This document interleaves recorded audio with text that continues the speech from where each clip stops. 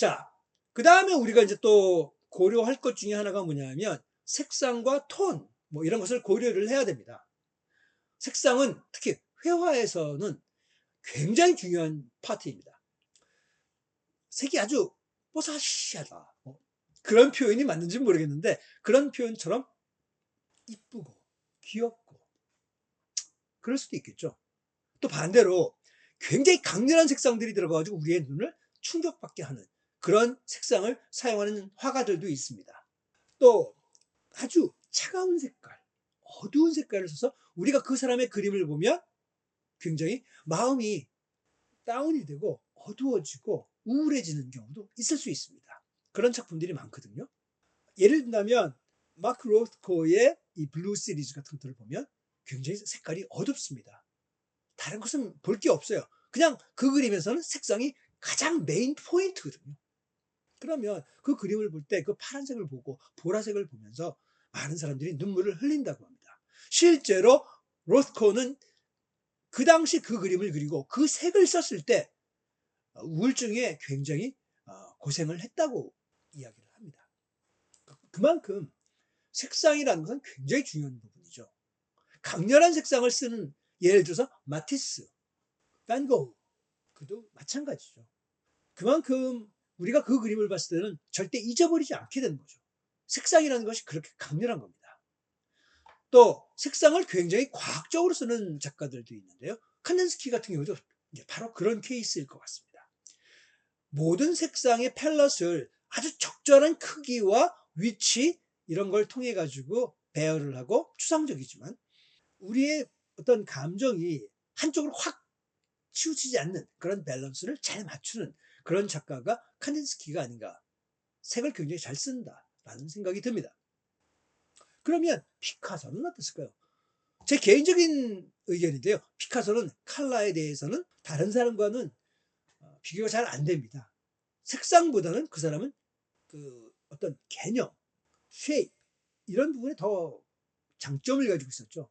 오히려 마티스, 그다음 샤갈, 고흐, 고갱 이런 사람들의 그림을 보면요 엄청납니다. 심지어 막 로스코 같은 경우도 정말 컬러를 보면요 많은 감정을 끌어들입니다. 그냥 단순한 사각형의 그 쉐입에서 이미 우리는 많은 마음을 뺏기고 있죠. 그게 바로 색상이 가지고 있는 아주 중요한 요소입니다. 또한 그 상징성에 대한 부분에서 컬러는 굉장히 주관적입니다. 하지만 그 주관적임에 불구하고 컬러가 가지고 있는 그 상징성은 많은 사람들에게 이해하기 어떻게 보면 쉽게 우리를 끌어들이는 거죠. 그 다음에 이제 세 번째로 한번 들어가 볼까요? 세 번째에서 이제 우리가 미술을 감상하는 방법에서는 주제와 어떤 의미를 해석을 해야 됩니다. 그림의 이제 핵심 주제와 이야기를 드러내기 위해 그림이 무엇을 의미하는지를 파악해야 합니다. 대부분의 구상 또는 반추상 같은 경우에는 시각적으로 우리가 인지할 수 있어요. 그리고 이해가 되는 거죠. 아, 이거는 사람이다. 아, 이건 동물이다. 아, 이거는 풍경이구나. 그리고 거기서 심지어는 어떤 관계를 가지고 있구나. 라는 정도까지는 우리가 상상을 가능합니다. 그런데 추상 같은 경우에는 그게 굉장히 어렵죠. 그래서 주제 파악하는 것은 굉장히 어렵습니다. 실제로. 그래서 저희 같이 그림을 오랫동안 하고 미술을 30년, 40년을 해도 그런 추상적인 부분에서 주제를 파악을 하는 부분은 매우 주관적이 됩니다. 그러면 그 주관적인 것에 대해서 어떻게 생각해야 돼요? 틀린 답을 여러분들이 갖고 있다? 아닙니다. 그렇게 생각하면 그림을 이해할 수가 없어요. 그냥 여러분이 느끼시는 대로 그 주제가 파악이 될 때, 아, 내가 볼 때 이 그림의 주제는 무엇일 것 같다. 라고 유추 해석을 하면 돼요. 물론 제목이 있습니다. 그 제목을 보면 좀 더 쉽게 알 수 있게 되는데, 자, 여기서의 문제점이 있습니다. 추상미술에. 제목까지도 매우 모호합니다. 뭔 얘기를 하는 거야? 문제 넘버 5. 그래, 제목은 없는데 번호는 5번이야? 그게 뭐를 의미할까요? 어떤 면에서 보면 많은 사람들이 나를 농락하는 거야?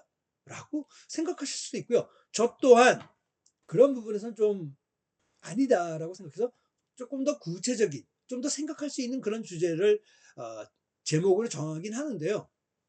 또 어떤 면에서 보면 제목을 정해버리면 지나치게 협소하게 만들어버립니다.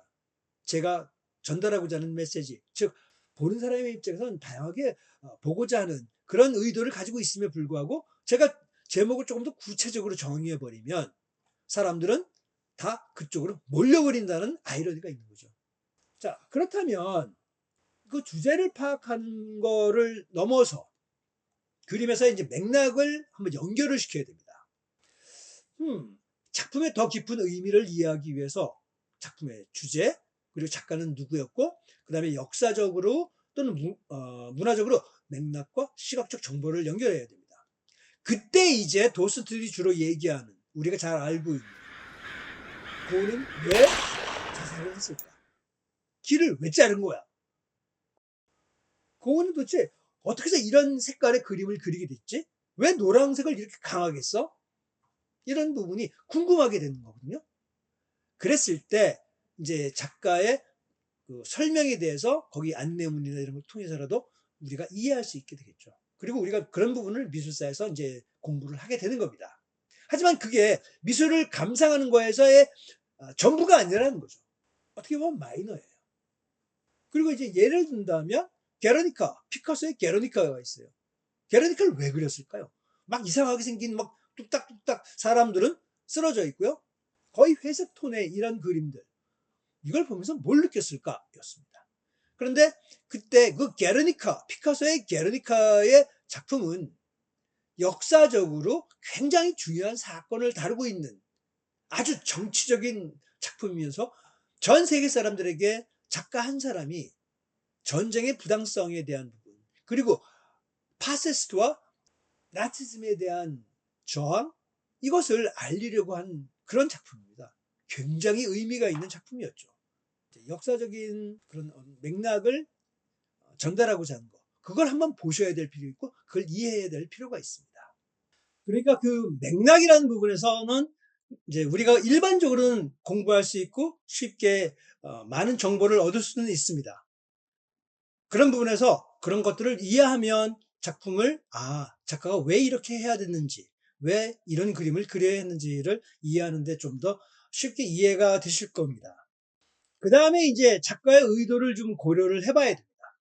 작가가 선택한 어떤 색상, 구성, 그리고 이제 소재를 통해서 작가가 전달하고자 하는 그런 바를 해석을 해봐야 됩니다.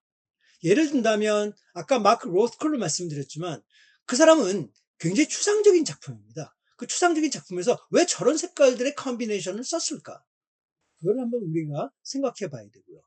대표적으로 이제 포비즘의 대가라고 하죠. 창시자라고 할 수 있는 앙리 마티스 같은 경우에 보면 굉장히 강렬한 색깔을 씁니다. 아무나 그 당시, 지금도 마찬가지지만 그 당시 그런 색깔을 쓰는 사람들이 거의 없었어요.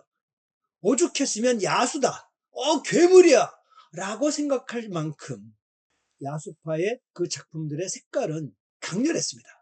그 반면에 샤갈 같은 경우에 보면 푸른색을 많이 썼습니다. 특히 파란색을 많이 썼는데요. 파란색은 사람들에게 안정적인 그런 느낌을 주게 되고요. 심지어는 더 나아간다면 약간 멜랑콜리하다, 우울하다 라는 생각까지 듭니다.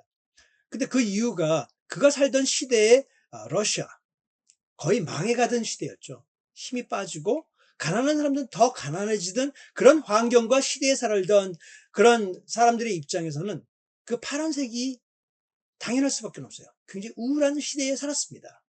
자, 그리고 이제 뭐 구성도 마찬가지겠고요. 소재. 이 소재를 보면요. 지금 보시다시피 이 그림에서 나타나지만 우리나라의 이제 대표적인 현대 작가이죠. 바로 이불입니다. 이불 작가의 이 작품을 보면 우선 다양한 소재를 사용을 하는데요. 특히 제가 인상 깊었고 그 인상 깊은 사진 중에 하나가 바로 이 사진인데요. 소프트한 그런 천을 사용을 합니다. 이것은 굉장히 여성성을 나타내죠. 그 이유가, 그 맥락이 있는데요. 이 패브릭은 여성을 나타냅니다. 역사적으로 여성들은 옷감, 천 이런 걸 통해서 가정 내에서 가족들의 친구라든지 옷 이런 것들을 만들어 가던 사람들입니다. 그런 레이벌을 하던 사람들이다 보니까 그것에 굉장히 친숙해 있고 그것이 상징으로 나타납니다. 남자는 철이라고 봐야 되겠죠. 왜? 바깥에 나가서 철공소에서 일을 하거나 광산에 가서 철광을 캐내고 강력한 힘 그런 것들을 상징하기도 합니다. 그래서 그 소재라는 것이 굉장히 중요하고요. 또 대표적인 사례가 쿠사마 야요이죠. 쿠사마 야요이도 보면 패브릭을 굉장히 많이 씁니다. 또 그 외에도 많은 여성 작가들은 이 패브릭에 대한 부분 그것을 적극적으로 활용합니다. 그것이 바로 여성성을 나타내기도 하죠. 좋든 싫든 그것은 우리 인류 사회에서 상징적으로 나타내기 때문입니다.